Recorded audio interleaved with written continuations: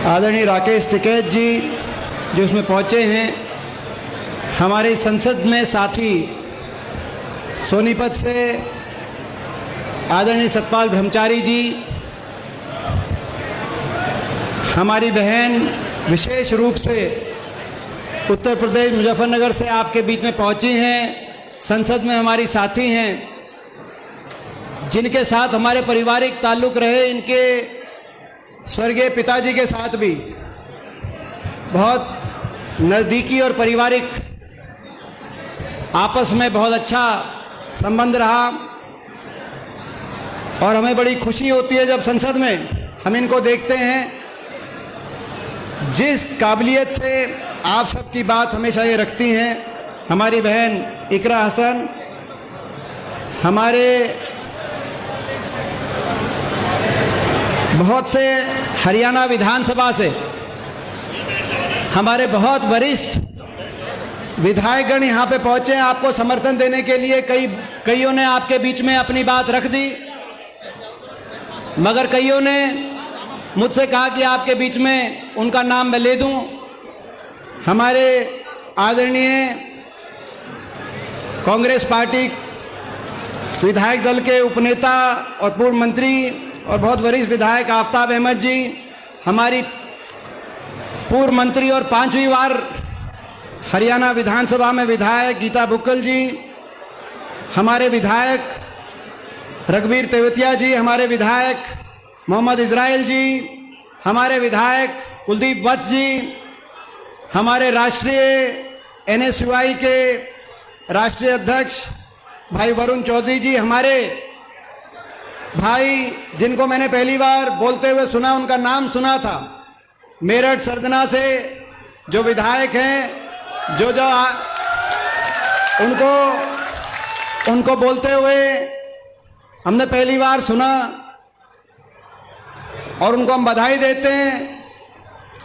और हमें विश्वास है जो आज हमने नज़ारा देखा कि जब वो उत्तर प्रदेश विधानसभा में बोलते होंगे तो लखनऊ से पूरा यूपी हिलता होगा, ऐसा हमें आज विश्वास हुआ देख के।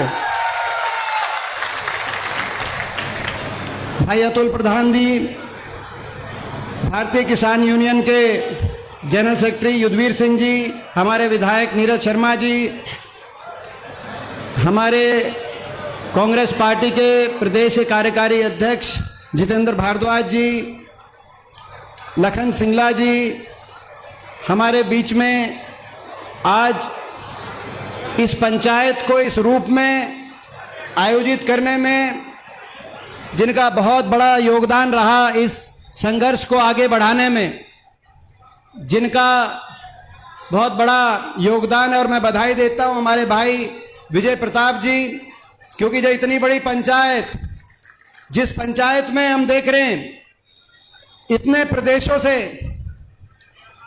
ऐसा नेतृत्व यहाँ पर एकत्रित हुआ है अनंतपुर गांव के हकों की रक्षा के लिए। इतनी बड़ी पंचायत को संभाले रखना, संचालित करना, इस संघर्ष को आगे लेके जाने के लिए सभी की जिम्मेदारी होती है, पूरे गांव की जिम्मेदारी होती है। लेकिन आपने जिस भलीभांति सबके साथ मिलकर इस जिम्मेदारी को निभाया है, मैं विशेष रूप से आपको बहुत बहुत बधाई देता हूं। और मुझे विश्वास है जिस काबिलियत से आपने संघर्ष को आगे बढ़ाया, ये संघर्ष निष्कर्ष तक पहुंचेगा, रंग लेके आएगा। और आप सबको जो आज यहां सरदारी बैठी है, आप सबको ही मैं बहुत बहुत आप सबका अभिवादन करता हूं।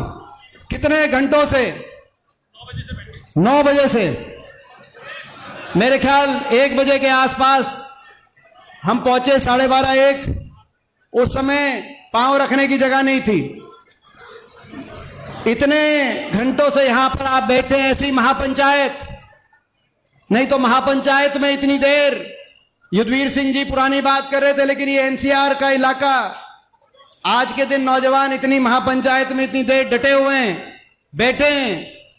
और मैं तो कहूंगा ये महापंचायत नहीं, इस महापंचायत ने इस सरकार के इस फैसले के विरुद्ध 1 दिवसीय धरना, और 1 दिवसीय धरना छोड़ो, 1 दिवसीय भूख हड़ताल का रूप ले लिया। यहाँ पे आप इतनी देर से बैठे हैं तो मैं आपको बधाई देता हूं। और ये जो पसीना आपने बहाया है, मुझे विश्वास है ये पसीना व्यर्थ नहीं जाएगा, आपका ये पसीना रंग लेके आएगा, आपके लिए न्याय लेके आएगा। ये सबने अपनी बात कही और मैं भी कोई आपके बीच में कोई भाषण देने के लिए नहीं आया हूं। मैं आपकी बात सुनने के लिए और आपको समर्थन देने के लिए आया हूं।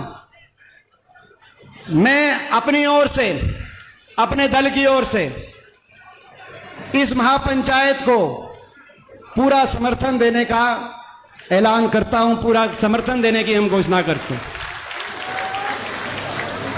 और जो भी इस पंचायत के निर्णय होंगे, अध्यक्ष जी बैठे हैं, जो पंचायत का निष्कर्ष निकलेगा, जो निर्णय होंगे, जिस रूप से इस संघर्ष को आगे बढ़ाने का आप फैसला लेंगे, हर फैसले में कंधे से कंधा मिलाकर हम साथ देंगे। ये बात आज मैं कहने के लिए आपके बीच में आया। ये लड़ाई न्याय की लड़ाई है, अन्याय के खिलाफ लड़ाई है। सबने अपनी अपनी तरीके से हर बात को आपके बीच में रखा, मगर आप उससे ज्यादा समझते हैं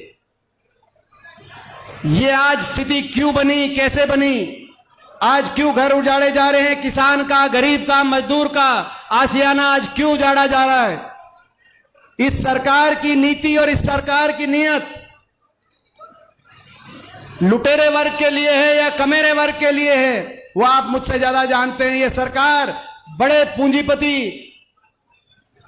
बड़े धननाट उद्योगपति घरानों के इशारे से अपनी नीतियां बना रही है, या इस सरकार की किताब में किसान, मजदूर, गरीब का स्थान है कि नहीं है, मुझसे ज्यादा आप जानते हैं। जिस सरकार में देश की संपत्ति बेचने की एक नीति बन गई, एक रीति बन गई, एक नियत बन गई, जिस सरकार में एयरपोर्ट से लेकर बंदरगाह, पब्लिक सेक्टर इंटरप्राइज से लेकर कोई ऐसा सरकारी संपत्ति का सूत्र नहीं बचा जो बड़े उद्योगपति घरानों के हाथ में देने की नीति ना बनी। अब उनकी नजर हमारे इस अरावली पर है। उन बड़े उद्योगपति, उन बड़े पूंजीपतियों की नजर सब जानते हैं इस अरावली पर है, वो इनको भी बेचना चाहते हैं। प्रश्न ये नहीं है कि सरकार ने सुप्रीम कोर्ट में अच्छे से पैरवी नहीं करी, प्रश्न ये है किस नियत से अच्छे से पैरवी नहीं की गई। नियत पे भी प्रश्न, सवाल उठते हैं। और इसीलिए ये लड़ाई सबको मिलकर लड़नी पड़ेगी और सब में सब शामिल हैं। कुछ लोगों ने कहा, कुछ लोगों ने इसको एक जाति विशेष की लड़ाई के रूप में प्रस्तुत करने का, इस लड़ाई प्रस्तुत करके इस लड़ाई को कमजोर करने का प्रयास किया। आज उन लोगों को मैं जवाब देने के लिए आया हूं। ये लड़ाई छत्तीस बिरादरी की लड़ाई है। किसान, मजदूर, गरीब का सबका आपस में रिश्ता है, पसीने की कमाई का रिश्ता है, ईमानदारी का रिश्ता है और अन्याय के खिलाफ लड़ाई लड़ने का रिश्ता है। इस लड़ाई में हम सब साथ खड़े हैं। हरियाणा की 36 बिरादरी साथ खड़ी है और जब तक न्याय नहीं मिलेगा तब तक हम साथ निभाएंगे अपने भाइयों का। आज ये मैं कहने आया हूं। और सरकार ना भूले, अगर सरकार अन्याय करेगी तो आवाज उठेगी। और जो ये कह रहे हैं कि कोर्ट का फैसला है, सही कहा बहुत लोगों ने मुझसे पहले, बहुत से वक्ताओं ने, रास्ते निकालना भी सरकार का काम है। मुझे याद है भूमि अधिकरण का वो कानून, आपको याद होगा, अभी अतुल प्रधान भाई ने मुझे याद दिलाया, जब हम बैठे थे 1894 का 125 साल पुराना कानून भूमि अधिकरण का, जो कहते थे कभी बदला नहीं जा सकता। लेकिन जब यूपीए की सरकार थी, राहुल गांधी जी के नेतृत्व में, हम लोग ने भट्टा परसोल में आंदोलन किया और देश की संसद ने 125 साल पुराने अंग्रेजी हुकूमत के उस कानून को बदल के और किसान के हक में भूमि अधिग्रहण के कानून को बनवाने का काम किया। आपको याद होगा जब 3 कृषि कानून लेके आई ये सरकार, बड़े उद्योगपति घरानों के हाथ में देश की कृषि व्यवस्था को सौंपने की तैयारी हो रही थी और ये कहा जा रहा था कि ये कानून को वापस लेने का कोई तरीका नहीं है। 13 महीने तक 750 किसानों ने कुर्बानी दी और इसी सरकार ने और देश के प्रधानमंत्री जी ने टीवी पर आकर कहा कि आज किसानों की जीत हुई और इन कानूनों को हम वापस लेने का रास्ता निकालते हैं। ये वही संसद है। मैंने बहुत बार देखा इस संसद में आपके आशीर्वाद से, पिछले 21 साल से इस संसद में बहुत से कानूनों को बनते बिगड़ते मैंने देखा है। सरकार चाहे तो क्या नहीं हो सकता। ये लड़ाई लड़ी जाएगी, न्यायपालिका में भी लड़ी जाएगी। ये लड़ाई संसद और विधानसभा में भी लड़ी जाएगी। और ये लड़ाई राजनीतिक रूप से सरकार से बात करके भी लड़ाई लड़ी जाएगी, जब तक समाधान नहीं निकलेगा। जो फैसला आप लेंगे, मगर मैं एक बात सुझाव जरूर देना चाहता हूं, जो यहां पे अध्यक्ष, आदरणीय अध्यक्ष है, जो फैसला लें, धरने की बात हो रही थी और रूप से संघर्ष को आगे बढ़ाने की बात हो रही थी, लेकिन जो भी आप तय करें हमारा साथ होगा, लेकिन उसमें समय सीमा भी सरकार को दी जाए कि इतने समय सीमा में सरकार कदम उठाए। अगर ऑर्डिनेंस लाना है हरियाणा विधानसभा में तो उतने समय सीमा में लाया जाए। अगर वन विभाग का एफिडेविट बदलवा कर दोबारा से सुप्रीम कोर्ट पहुंचना है तो समय सीमा उनको भी दी जाए। अगर संसद में, विधानसभा में विपक्ष की जिम्मेदारी लगानी है आवाज उठाने की, तो समय सीमा हमें भी दी जाए। समय सीमा के अनुरूप इस लड़ाई के आगे कदम बढ़ाए जाएं। और हरियाणा सरकार से मैं कहना चाहता हूं, बाबा साहब भीमराव अंबेडकर जी ने देश में संविधान दिया, लोकतंत्र दिया, और संविधान में सत्ता पक्ष का जितना महत्व है उतना महत्व विपक्ष का भी है। और हरियाणा वो प्रदेश है जहां टक्कर का विपक्ष है, बराबर का विपक्ष है। पिछले वर्ष लोकसभा चुनाव जब हुए तो कांग्रेस पार्टी की भाजपा से 3% वोट हमें ज्यादा मिला। 5 लोकसभा सांसद, जिनमें से 2 सांसद आज हम आपके बीच में, 5 सांसद कांग्रेस के हैं और 5 भाजपा के हैं। और जब विधानसभा चुनाव हुआ, ये ठीक है कि शाम दाम दंड भेद करके यंत्र मंत्र तंत्र का सहारा लेकर आपने सरकार बना दी, लेकिन मात्र 22,000 वोट का फर्क रहा। हमारी बहन इकरा, हमारे भाई अतुल आए हुए हैं, मात्र 22,000 वोट का फर्क हरियाणा में रहा। आधा प्रतिशत से कम का मत अंतर रहा। बराबर की टक्कर की वोट हमें मिली। 37 विधायक हमारे हरियाणा विधानसभा में हैं।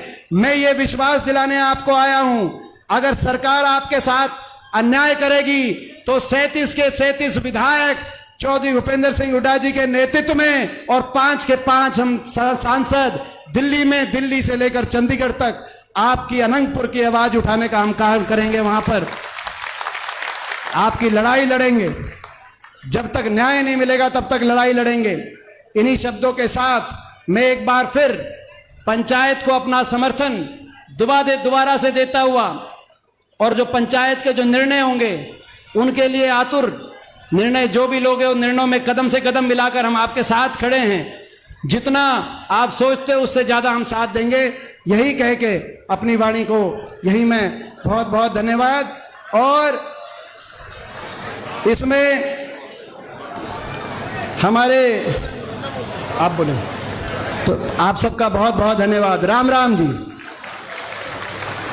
धन्यवाद दीपेंद्र जी, आपने 4 घंटे से लगातार बैठ के हमारा हौसला बढ़ाया। देखिए, महापंचायत एक ऐसी अपनी अलग तरीके की, इसमें वो लोग आए, मेरी बात बड़ी गौर से सुनना, जिनके सीने में दर्द है कि ये इलाका उजाड़ा जा रहा है।